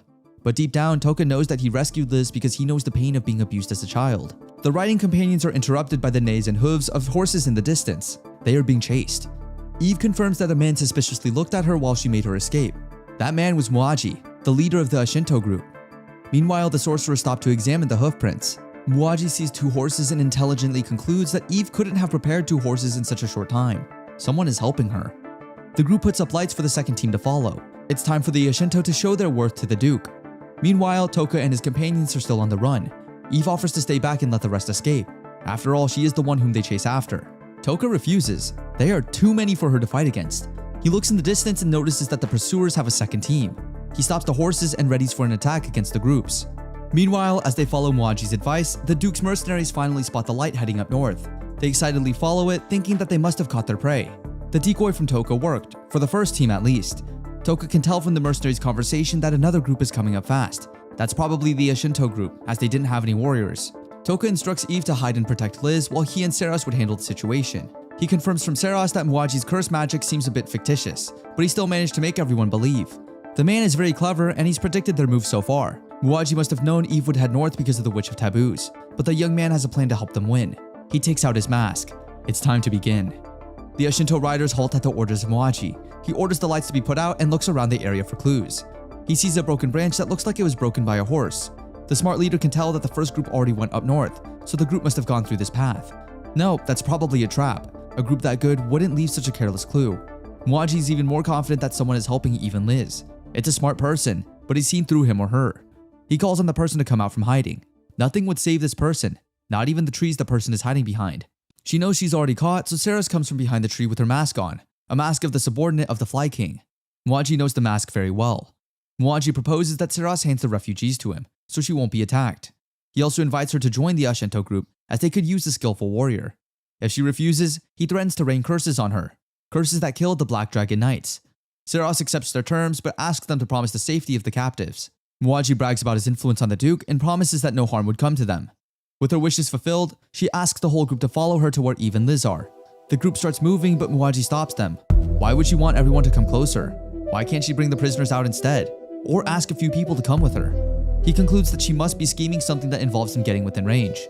Immediately, he instructs the groups to stay out of range and prepare for an attack. Toka is hiding behind the forest trees, just as Muaji predicted. Has this finally come down to a battle of wits? Muaji continues to brag about the Assassin Guild, the lost guild of old. The Assassin Guild, as the name implies, was a group of assassins that were feared by all. The otherworldly heroes from old, after taking out the main reasons they were summoned, took out the Assassin Guild as they made it their new evil. Lost in the sands of time with only the descendants of members of the guild retaining knowledge of their ways, acts, and skills, the Assassin Guild was forgotten until Muaji decided to improvise and improve on their skills and name. He named the new group the Shinto. They improved on the poison and assassination skills in the bid to feign having the ability to lay curses. The Assassin Guild is known for their skill of inflicting sicknesses, use of poison, and even death without leaving a trace leading to them. Muaji improving this skill made it possible for the masses to believe that the Shinto could inflict curses on the people. To sell this theory and also instill fear and respect in the hearts of the people, he took credit for Toka's annihilation of the Dragon Knights. With the people believing this, he got the attention of Duke Xuan, which leads to this moment where the Shinto are showing their skill and worth. The only thing that could stop his bragging was what Saros did next, revealing her true identity as Saros Ashrain, the runaway general. Muaji was fazed by this discovery, but as a smart and wise person, he had plans for unexpected strong foes already. Well, not necessarily this particular occurrence of Saros Ashrain, but his additions to the Shinto takes care of Saros. Muaji could also decipher that Saros wasn't the one who took out the 5 Dragon Knights, and she also isn't able to pull off such an elite trap he had seen anticipated for him. He knew that there was a second individual that has credit for all these feats in protecting Eve and her sister. Unfazed, Muaji explains why he isn't bothered about this mystery man, Mimori. His newest additions to the Shinto, the strongest brothers Burga and his elder brother, Vargon, were his countermeasures. These brothers were stronger than Zalash of the White Walkers who were after Saros a while back. That is when she met Mimori. Zalash, being the strongest of the White Walkers, did not hold a candle in terms of strength to Burga even though he was the apex of the White Walkers. Another reason Muaji was confident that he was in control was the fact that the Shinto had a detached group of about 15 persons sent to the woods behind Saros, intending to take out whoever she had waiting out there. Muaji was confident of his control of the situation as anyone Aspar in this case would be. Seeing that Saros seemed helpless, he went further to ask her to bring him Eve and Liz quickly and he would take her in. He went on about his lustful thoughts and what he would do to her in sessions he called the blessing. Seras, who's left with no options, calls out to Toka, who comes out after building his connection to Pigemaru and uses his abnormal status skill of paralysis as the entire group in the middle of his palm. This all went as he had predicted it would, and Muaji fell deep in Toka's neatly planted trap. This wasn't the physical trap Muaji avoided, it was a grander one. The trap was one of the mind, luring him into doom while Muaji thought he had the trap all figured out. Using Muaji's intelligence as bait, he asked Seras to make it obvious that they were being led. She was trying to get them into the woods. This would trigger Muaji to think she had traps planted in the woods, or that the second person working with her was waiting for them to get within his or her attack range. Then when Muaji thinks about this and it looks like he had uncovered her plan and she's now rendered helpless, he would get the sense of being almighty and awesome.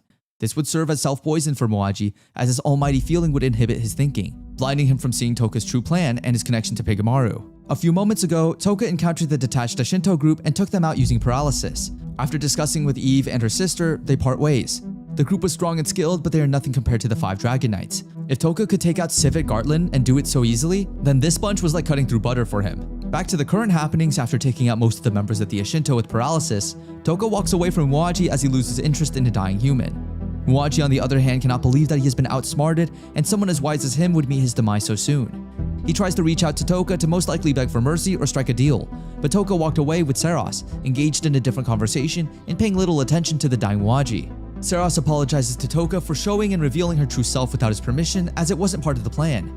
They soon reunite with Eve and they figure out what to do next. The troop of soldiers that had followed the false trail were coming back due to the commotion the dying Shinto caused. Toka tries to connect with Pigemaru to face them, but the creature has its limits and was tired. Eve felt indebted to Toka as he protected them, so she decided this time to act as the vanguard, facing the troops and protecting the group, as expected of the strongest blood warrior. Toka asks Eve if there's any special person to look out for in the Duke's army that would soon approach them. She could only think of one, the captain of the Duke's private army, Castello.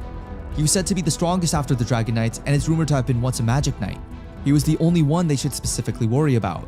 3 troops of the Duke's army attack them in waves, with a third coming from behind. Liz stays with Seras so she doesn't distract her sister and Toka in battle. The battling duo take out the first squad of elite soldiers with ease, scaring the second wave. Then comes Duke Xuan and Castello, with Castello charging at them and promising to hand Eve's fur to the Duke. Toka uses Dark to seize his vision, and in one strike, Eve hunts Castello down. Toka attacks the rest of the army with Berserk so he could no longer use paralysis. The skill had reached its limit on the number of targets, so he improvised. The skill Berserk caused the members of the army to kill each other, and for those that tried to escape, Toka asked Eve to kill them off as they were straining his skill. Eve shows what an excellent warrior she is as she repeatedly kills off soldiers with single strikes. The number of paralyzed individuals reduced as some of the Shinto members died off. The last troop surrounds them, putting them in the middle of an attack force. Eve is excited that she gets to fight like this again after finding fights boring. She thanks Toka for making this possible, and together they take out all the soldiers around them. She moves towards the paralyzed soldiers like black lightning, cutting them down with precision and skill. With just the Duke left, they had completely won this battle. The Duke tries to leave with his pride as he threatens them that he had to retreat for now but will surely kill them the next time they meet. This made Toka ask if the Duke was foolish. Did he really think they'd just watch him go? Toka paralyzed the Duke, making Xuan face reality. After Toka paralyzes Lord Xuan, Eve kills him, telling him that she had no problem with him framing her but was a bad idea on his part to say he would lay his hands on Liz.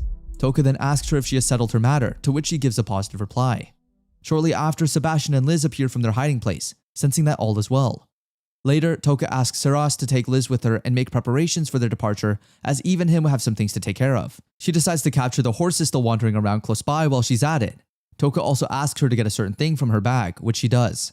Liz, yearning to be useful, volunteers to help Seras. Seras then kindly asks her to carry some of the baggage. Toka then tells Eve to take her time to help tend to Liz's wounds, and Eve replies that it's only her responsibility to do so. Toka also tells her that he and Seras will help her during the journey, to which she thanks him. Later, Eve asks Toka what they'll be doing, to which Toka pulls out a chunk of ice with an insect frozen inside. Toka then goes on to explain that it was what he got from using the freeze skill to freeze a living insect. He goes on to explain the nature of the skill, saying it is non-lethal, has a limit of 3, cannot be stacked with other skills, and has 300 days of continuous effect and is irreversible. A very hard skill to use. He then asks Eve to hit it with a nearby warhammer with the intent to smash it. She hits it with a powerful blow and is shocked to see that the chunk of ice is still in one piece, despite the strike having enough power and a good striking position. Toka then further explains that if the freeze skill is used on living things, it becomes indestructible, saying that the first time he tried it, it wouldn't break no matter what he did and was completely impervious to heat. He believes the ice might not melt until it completes the 300-day limit. Toka then brings out another chunk of ice and asks Eve to try smashing it. At first, it seems no different from the first one, but believing he has something in mind, she strikes it and it completely shatters. Eve points out that the sound and hit of the second chunk feel different from the first one.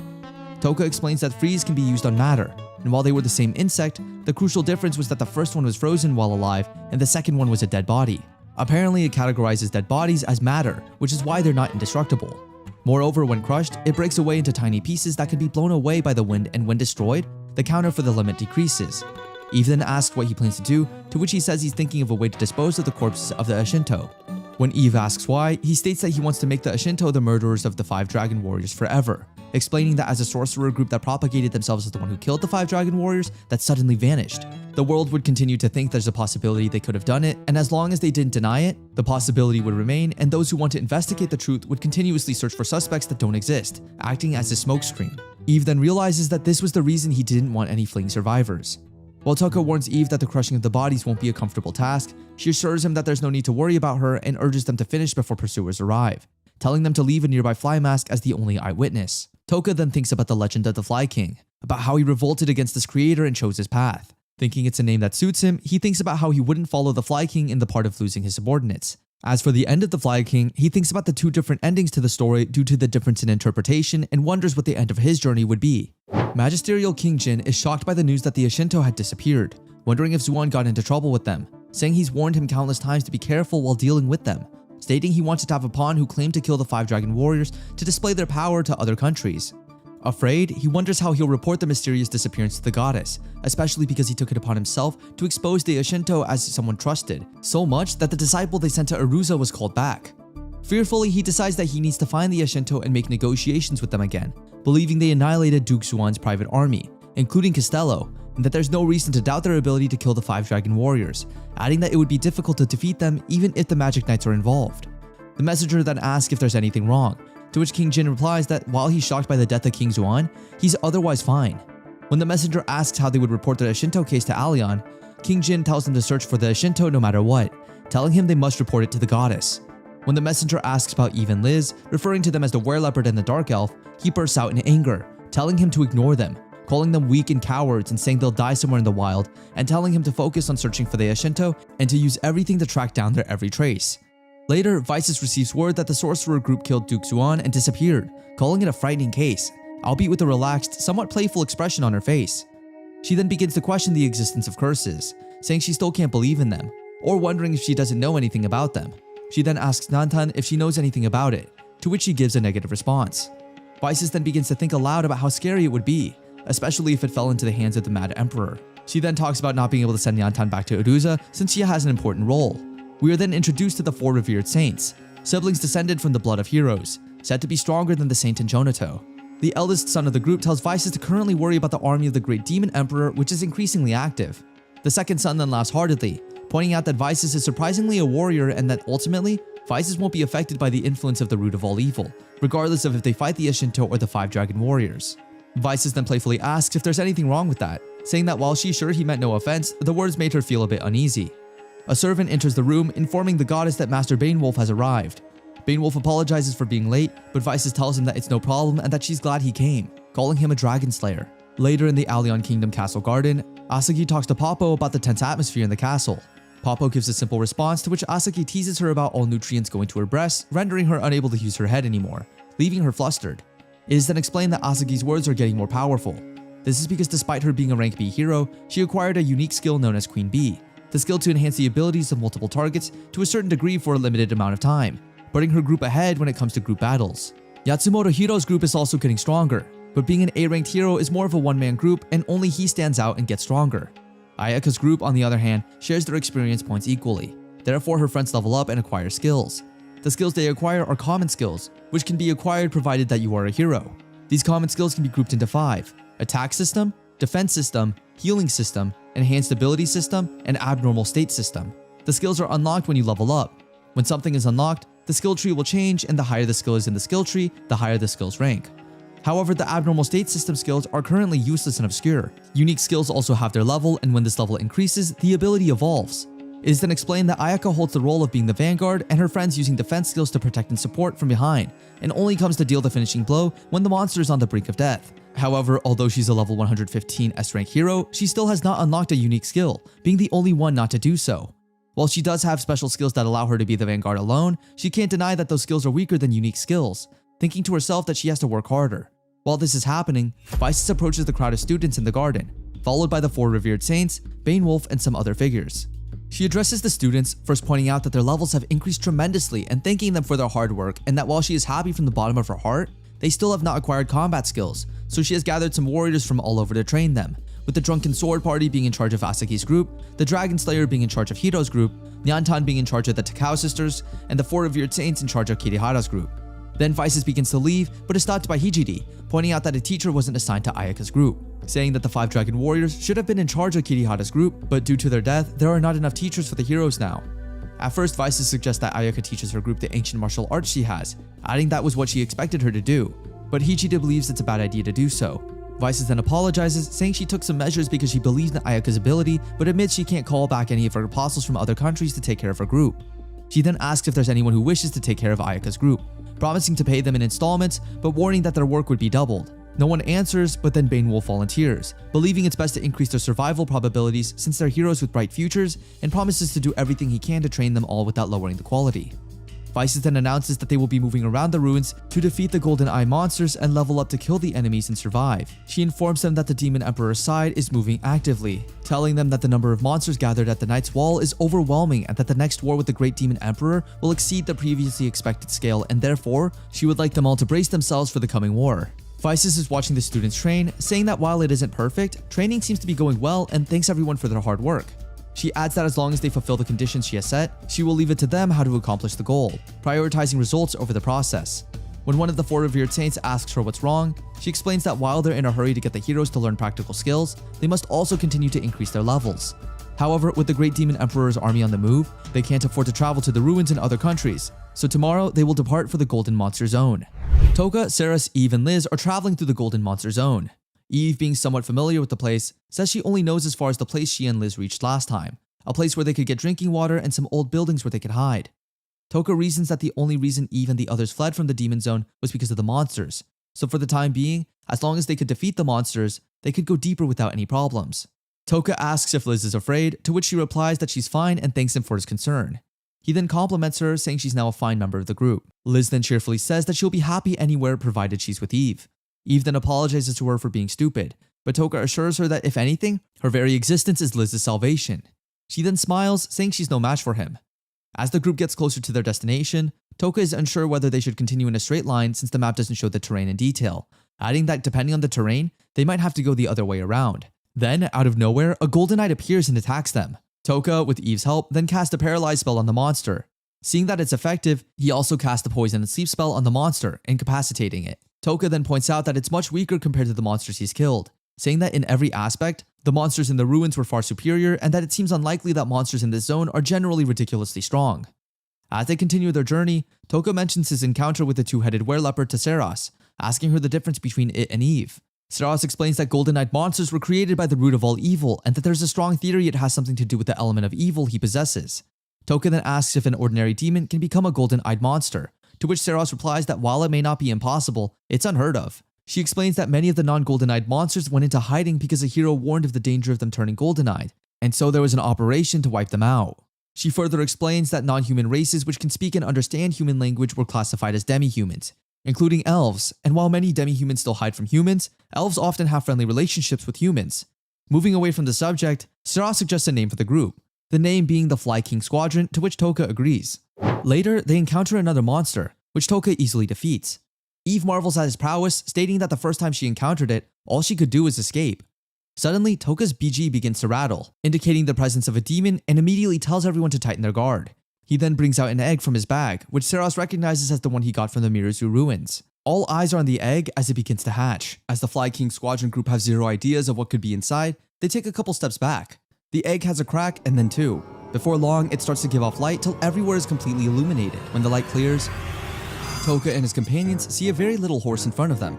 If this is supposed to be a golden-eyed monster, it's not a very good one. Rather than being aggressive, it's just really cute. Liz is especially attracted to this pony look-alike. The others are observant to notice something strange. The monster just grew a bit in size while they watched. It's not his normal world, so Toka needs to confirm that here, horses don't usually hatch from eggs either. Then, what sort of monster is it? Saros confirms that according to the general classification, it should be a monster. However, she points out that even though she knows different monsters in the horse family, this one is an unfamiliar breed. While the group looks on, Pigimaru comes out to talk to the monster. The two monsters talk, and this horse doesn't seem to be hostile at all. Liz takes this chance to approach the horse and cuddle it a little bit.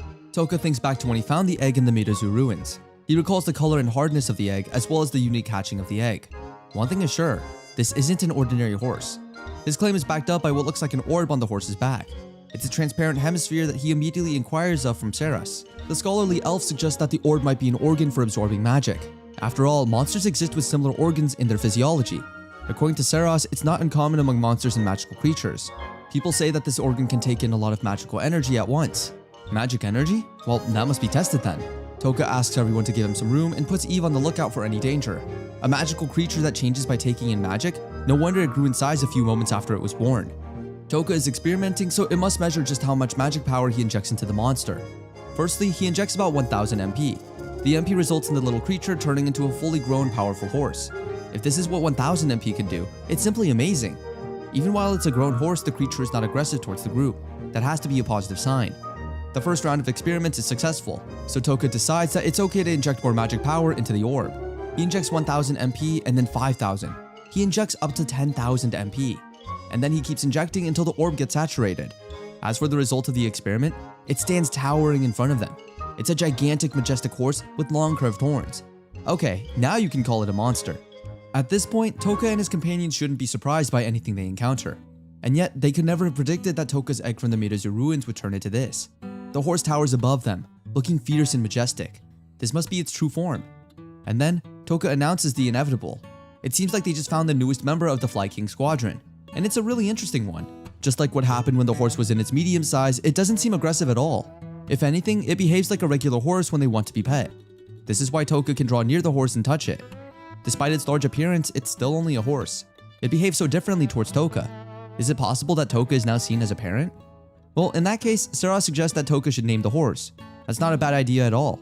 Toka takes a while to think about the perfect name for his horse, and then he calls it Slay. It's a fitting name for a majestic horse, and Slay seems to love it, as he lets out a neigh of approval. As with other additions to the group members take turns in introducing themselves. With the introduction done, Toka needs to be sure of what he's working with. He approaches Slay and asks if he can return to its little form. And just like magic, the majestic beast becomes a cute creature again.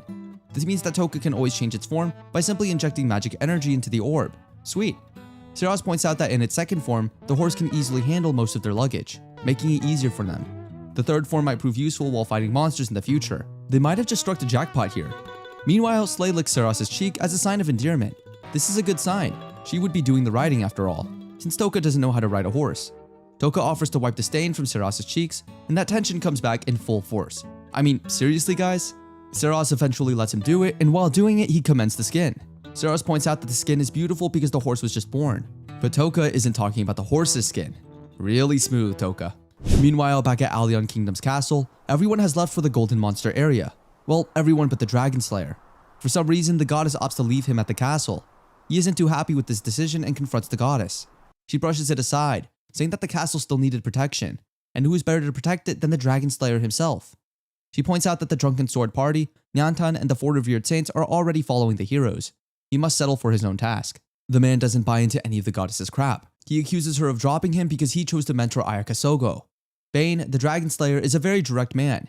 He asks if she wants someone from Ayaka's group to die. After all, a broken heart would be the easiest to manipulate, wouldn't it? Manipulating Ayaka so easily would increase the risk. Speaking of manipulation, the goddess cuts in, asking Bane about his father. She reminds him how he joined the Magic Knights because of his father's special illness. The medicine he needs can only be found in the mines controlled by Urza. She says that at her command, the medicine could continuously be freely provided for Bane's father. But for that to happen, the Dragon Slayer would have to stay in line. Talk about first-class manipulation. Meanwhile, the heroes are finally at the Golden Monster area. It's now time to level up in preparation for the Great Demon's army. The heroes from the other world are in the Golden Monster zone. Just as Eve once told Toka, the place is too dangerous for humans. The teachers seem to share a similar sentiment as they increase their awareness and prepare to defend the heroes from possible attacks. The Four Revered Saints ask the heroes to back off a bit, but a couple of them find this very insulting. With how much they've trained, do these guys think they are some newbies? The complainers moan about being restricted to weak monsters in other areas. It's about time to test the strength of these monsters. It's always the weak ones, isn't it? Before long, the group is attacked by several monsters, and most of the heroes are helpless against them. The teachers have to step up to fight these monsters. The eldest son of the revered saints take one, Apostle Nyantan takes another one, and Abyss takes on another monster. It's time to show these heroes a little practical demonstration.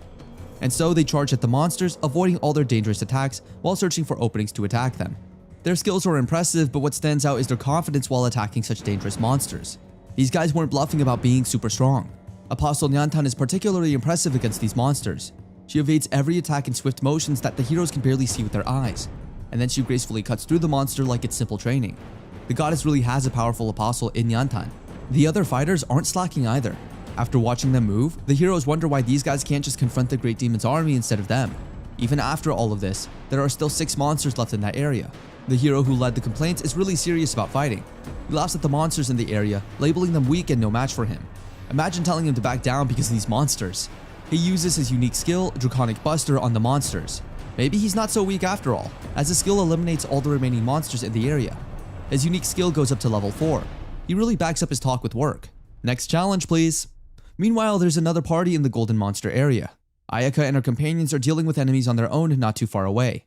They're curious about the blast in the distance, but even more curious about the fallen enemies in front of them. They couldn't find out anything about these guys.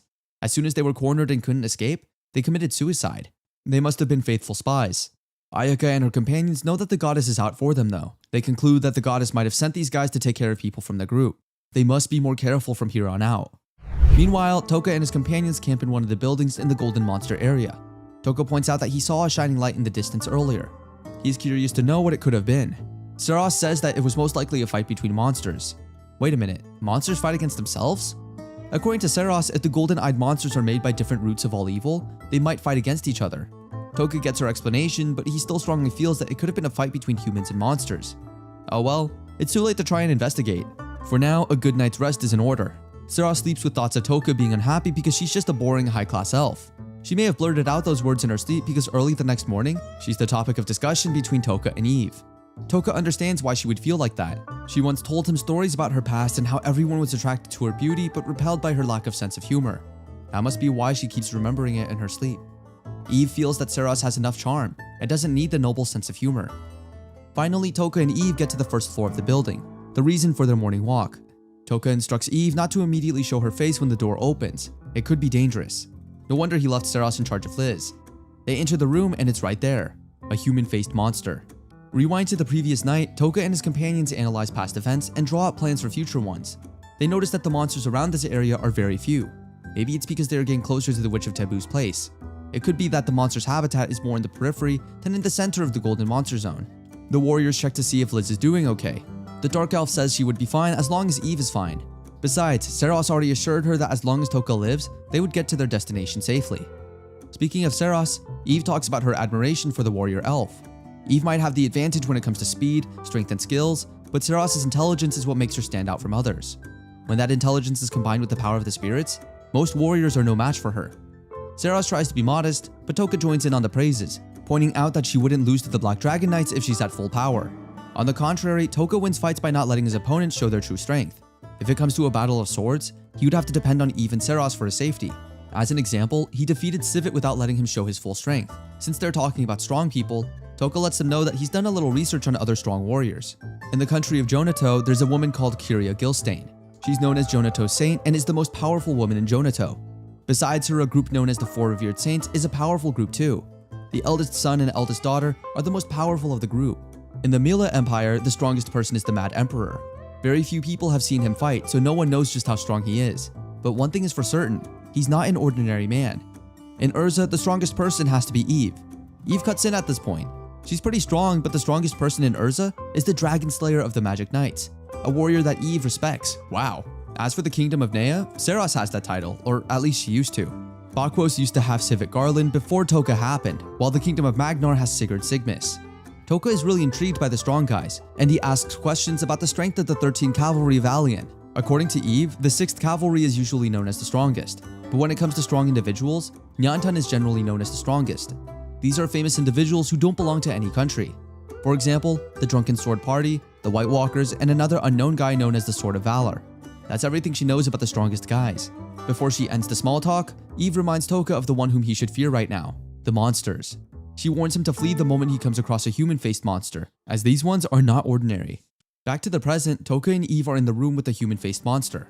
They hide behind pillars because the monsters are too fast once their prey is in line of sight. They can't hide forever though. Toka tells Eve about his plan to kill the monster. Human-faced monsters can't hide their sadistic emotions at all, and this one doesn't look like it'd let them escape. They must think of something. At the moment, they stand no chance against the monster. Its reactions are too quick for them to defend against. They are probably still alive only because they are out of range, or because the sadistic monster is trying to tease them with death. The warriors are cornered and must think of something. Without thinking it through, Eve picks up a rock and throws it at the monster. She throws it so quickly, but the monster reacts with lightning speed that Toka can barely keep up with. Wait a moment, she may have just given Toka an idea. Toka notices Eve's throw together with the monster's reaction, and has an idea about how to beat the human-faced monster. He calls out Piggymaru and Slay, and Eve finally grasps what the young man has in mind. He offers to ride the horse and play the bait. After all, she's a better warrior and horse rider than him. While Eve saddles the horse, Toka prepares to combine with Piggymaru. The human-faced monster reacts to anyone within range of its attack, and it attacks at lightning speed. Its range of attack is a little wider than Toka's, which is why he needs to buy some time by using Eve as bait. Slay is very mobile and can match the monster's speed to escape its traps. From his experience, Toka knows that these monsters torture the weak by feeding on the emotions of despair. To stop the opponent's motion, it'd most likely aim at its legs. With Slay's speed and Eve's experience, the pair should be able to evade the monster's attacks, creating an opportunity for Toka to attack. The Fly King Squadron must be grateful for having a genius as their leader. Everything happened just as Toka predicted it. Meanwhile, Toka combines Piggymaru's tentacles into one, making it much faster than it used to be. The human-faced monster is now fully prepared to take down Eve and Slay, and it shifts in focus from Toka, creating the opportunity he seeks. He paralyzes the monster and uses Berserk on it. There's no higher form of torture. The monster doesn't last long before dying. The system notifies him of a level increase, confirming the monster's death. With that, Toka is sure that they've conquered all the human-faced monsters in the Golden Monster area. Eve comes to congratulate him for a job well done, but they can barely talk before a bright light comes out from the human-faced monster and goes into the air. Okay, that can't be good. It's a familiar technique to Toka, a signal that activates when one dies. Toka is correct, and the ground underneath begins to shake violently. Before long, the area is surrounded by monsters that are too many to count. Toka and Eve barely have enough time to go back upstairs before the monsters attack. It'd be better if it was just the normal monsters. Unfortunately, the ones attacking them are some of the human-faced monsters. They must have gotten the signal from their fallen comrade and are now fully prepared for war. The warriors break the news to their other companions. Toka announces that if they don't escape soon, they'll become food for the human-faced monsters. Toka knows that he's the one with the best chance of survival, so he offers himself as bait.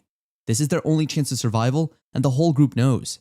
Even at that, Seros and Eve offer themselves as bait instead. Eve is the only one with knowledge of the witch's house. There's no way she would be put in danger. Also, it'd be easier to negotiate with the witch if Eve is present. And lastly, only one person there has abnormal skills that can inflict real damage on the monsters: Toka. Seros hands over a stone to Toka. It's the loudspeaker stone that he requested. She made it using materials from the human-faced monster.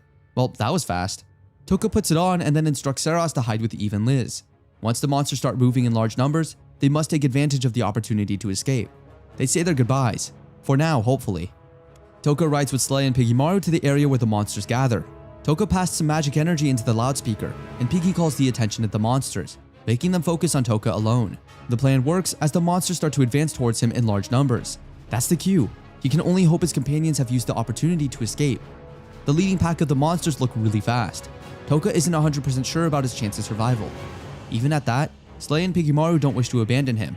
Loyal companions, these ones. Since they didn't abandon him, he promises to give his best to save his life and theirs. It's a full-scale war between the human-faced monsters and the abnormal state skill user. Will Toka survive this one, especially without any help from even Seros? How much attention would this battle draw, since the Fly King Squadron isn't alone in the forest?